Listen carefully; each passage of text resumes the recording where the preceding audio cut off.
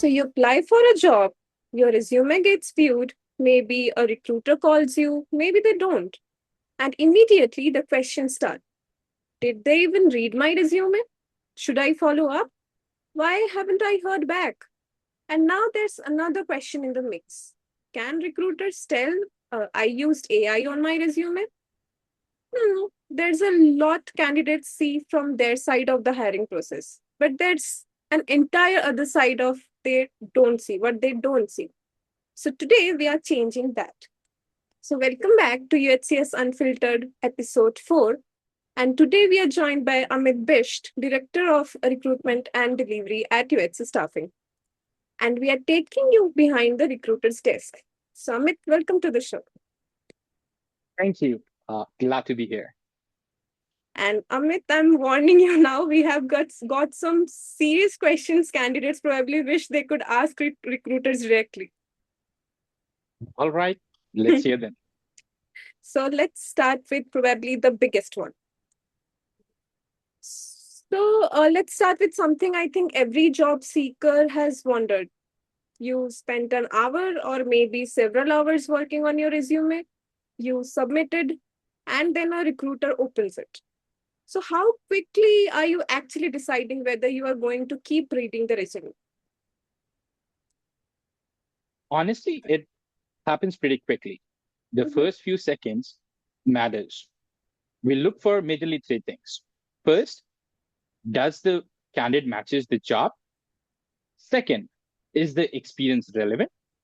Third, is the resume easy to understand? If those things are clear, I'll keep reading. It doesn't mean a recruiter makes a final decision in 5 seconds, Mhm. but those few seconds determine whether we invest more time in reading that resume. Okay. So don't make the recruiter go searching for the important information. Exactly. Make it easy for us to understand what you actually have done. Mhm. So now we have to talk about AI because I'm guessing you are seeing a lot more AI generated resumes these days. Can you actually tell when somebody has relied too heavily on ChatGPT or any other AI tool? Sometimes, yes, but but using AI is not the problem.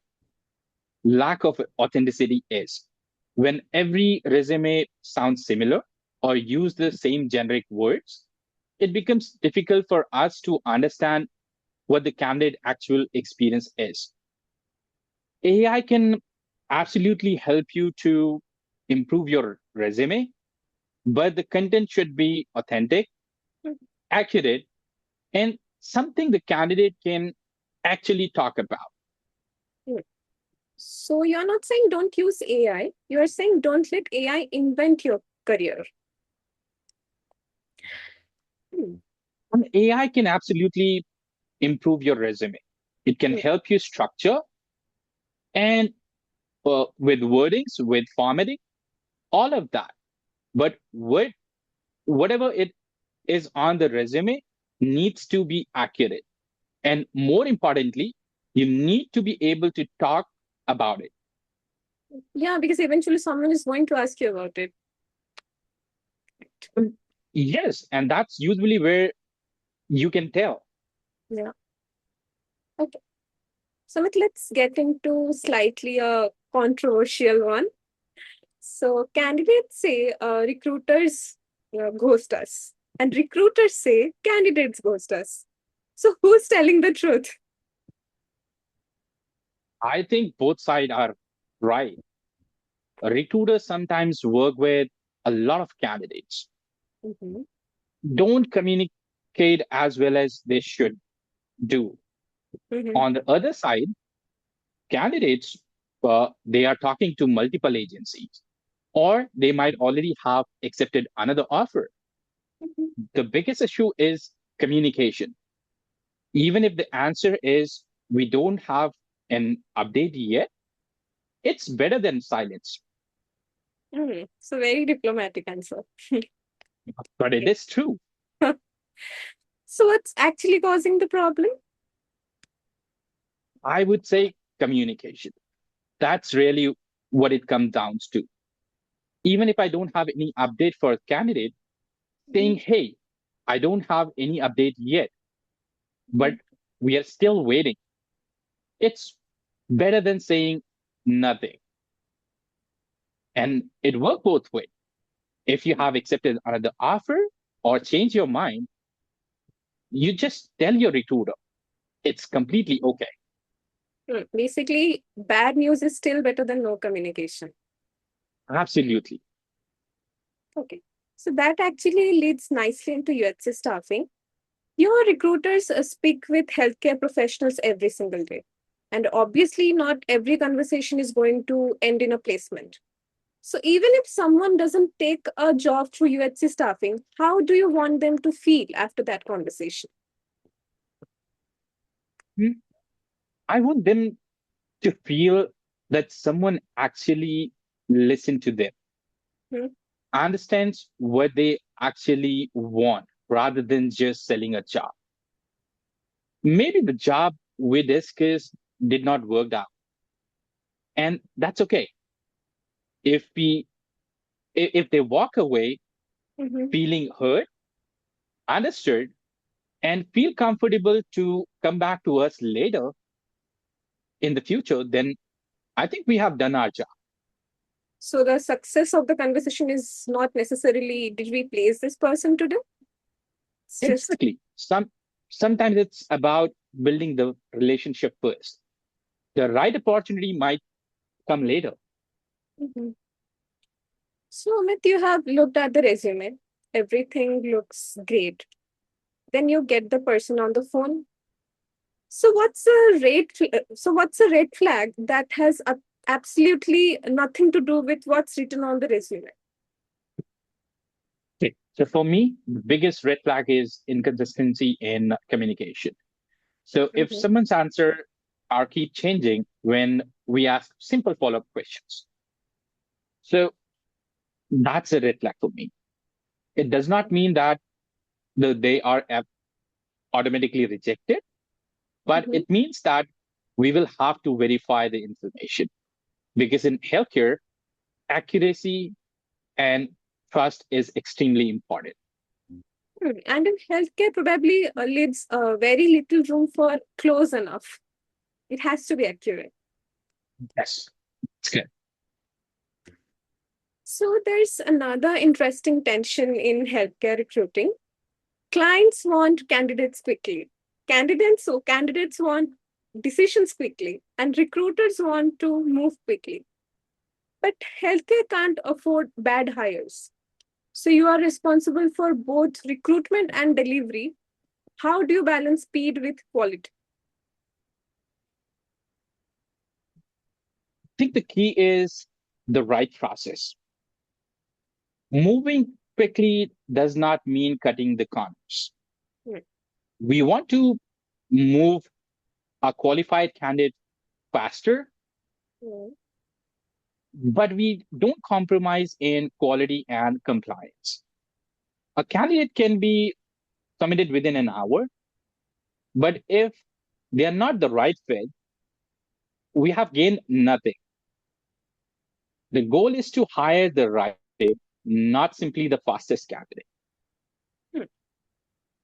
Fair enough.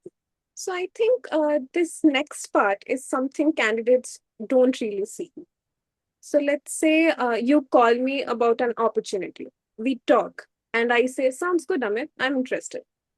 So what happens after we hang up? That's an interesting question. And that's really where the process begins.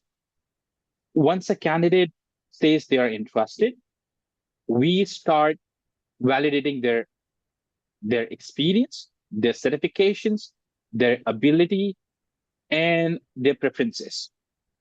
From there, our team work on uh, handling the submission, coordinating with the client, uh, interviews, offers, compliance, and documentations.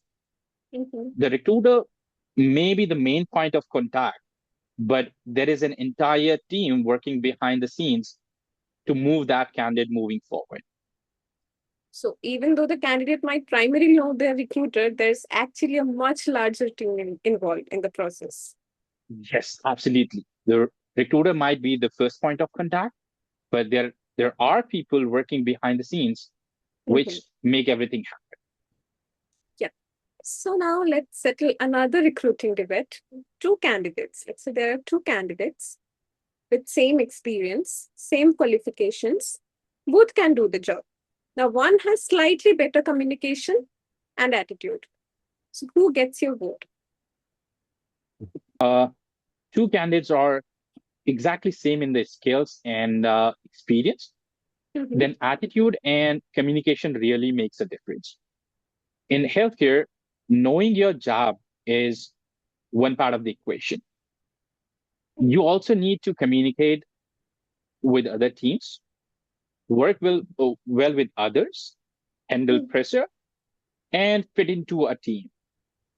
At that point, I look for who is a stronger fit overall. Okay. So, soft skills are not really soft when they determine whether somebody succeeds. Yes, especially in healthcare. That's true. Yeah. So, what's something candidates do because they think recruiters will be impressed, but it actually has the opposite effect? Honestly, that's trying to look perfect. Interesting. Can you elaborate a bit? Okay, cool. Yeah. I think one of the biggest mistake candidates do is try to look perfect. Candidates sometimes add every skills, keywords, uh, responsibilities they can think of because they believe a longer resume can be a stronger resume. Hmm. But if that, but if they can't confidently explain those things during the interview, or worse, if they can, if they fail to perform those tasks when they get into the floor, it can actually work against them. So it's much better to be accurate and relevant rather looking trying to look perfect.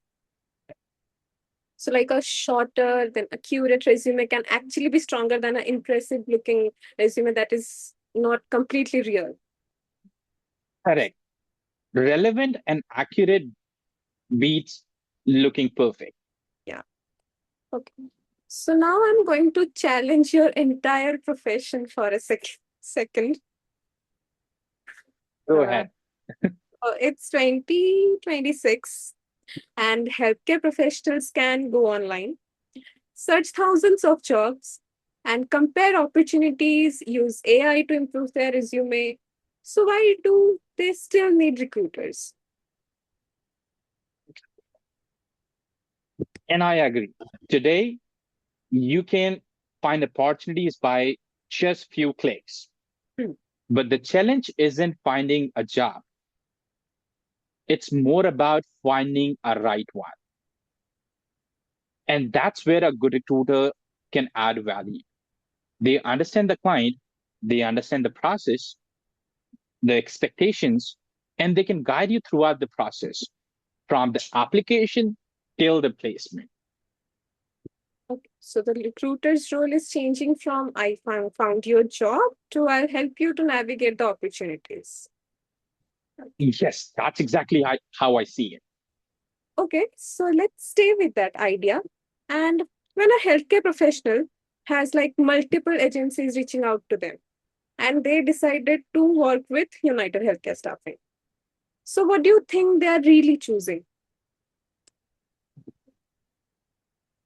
I think they're choosing trust, transparency, and consistency. Hmm. They are trusting us to understand what they are actually looking for, represent them honestly, and keep them informed throughout the process. Compensation matters, but of course, the overall experience matters too. We want our healthcare professionals to feel that they're working with a partner, not just a staffing agency. Hmm. I completely agree with that. So this show is called UHCS Unfiltered. So let's actually give people something they don't normally hear. So, Amit, what's one thing you wish every healthcare professional understood about what happens on the recruiter side? Okay. Uh, I want them to understand that a recruiter does not control every part of the process. Sometimes a recruiter is waiting to hear feedback from the hiring manager, a client, or a VMS, Hmm. or even a compliance team.